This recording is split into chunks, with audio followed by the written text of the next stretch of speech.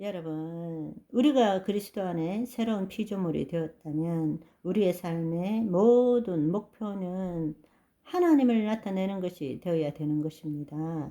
하나님의 뜻을 나타내는 것이 하나님께 영광 올려드리는 것이고, 하나님의 뜻을 나타내는 것이 말씀을 이루는 삶인 것입니다. 예수님이 그걸 보여주셨습니다. 예수님은 처음부터 끝까지 자신의 생각대로 사신 것이 아니라 하나님의 말씀, 하나님의 뜻을 이루는 삶을 사셨습니다. 그렇다면 우리는 예수 그리스도 안에 어떤 삶을 살아야 합니까?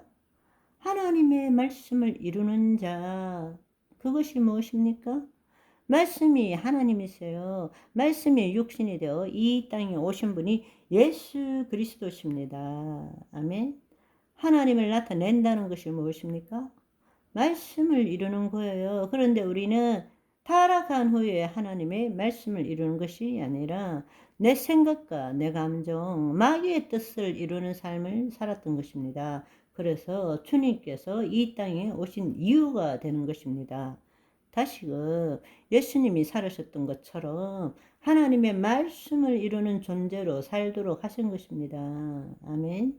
따라서 우리가 죄사함을 받고 원죄로부터 벗어나서 우리가 하나님의 자녀가 되었다면 이제는 죄를 안 지으려고, 거짓자가 죄를 안 지으려고 애쓰는 삶이 아니라 그리스도 안에 있는 내가 하나님을 나타내는, 의를 나타내는 삶을 살아야 한다는 것입니다. 아멘.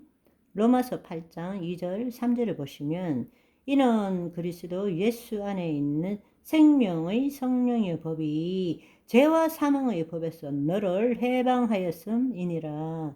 율법이 육신으로 말미암아 연약하여 할 수 없는 그것을 하나님은 하시니 곧 죄로 말미암아 자기 아들을 죄 있는 육신의 모양으로 보내어 육신의 죄를 정하사, 예수님께서 율법의 저주가 되셨잖아요. 그죠?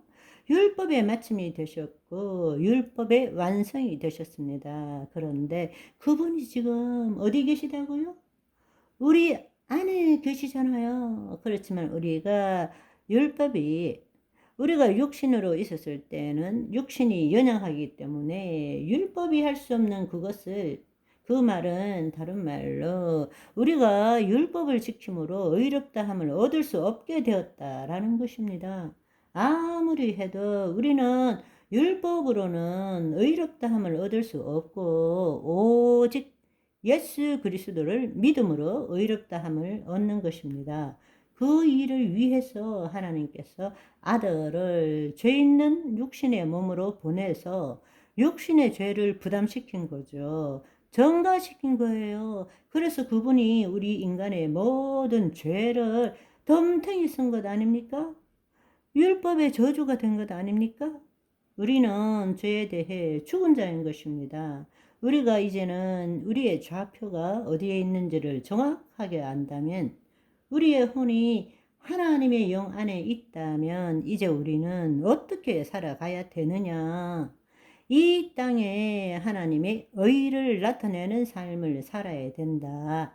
그 말은 하나님의 성품, 하나님의 본질, 하나님의 권능을 나타내는 것인데, 그걸 다른 말로 한마디로 요약하면 하나님은 말씀이시잖아요. 그죠?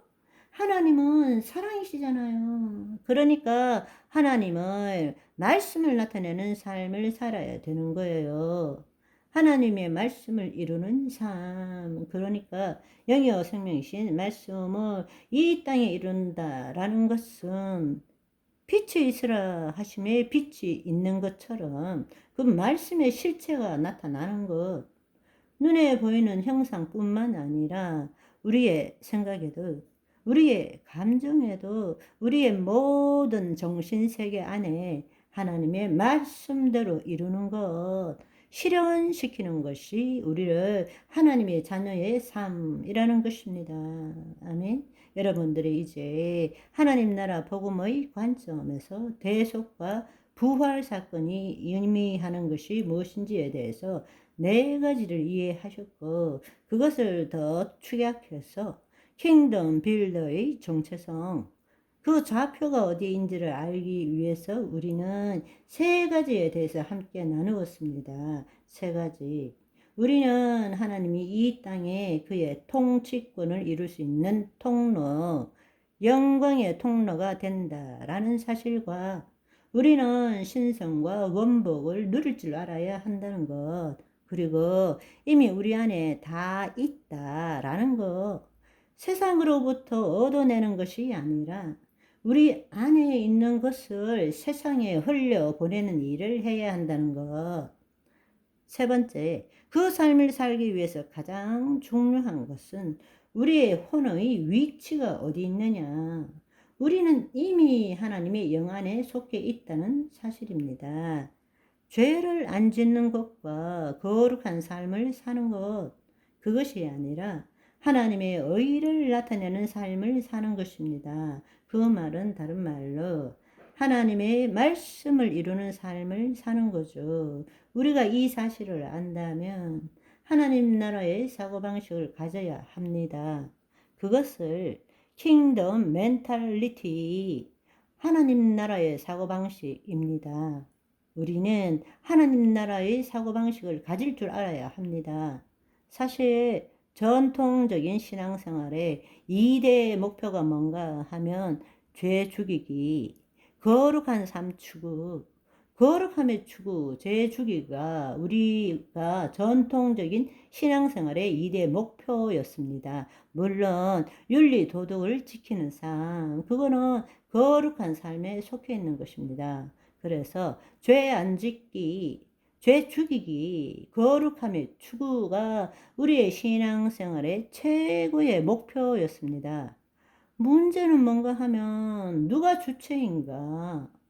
죄 죽이기와 거룩함의 추구가 잘못되었다는 것이 아닙니다. 문제는 그것을 추구하는 주체가 누구냐는 거예요. 결국 내가 그거는 불가능한 일입니다. 불가능한 일. 죄를 죽이기의 주체는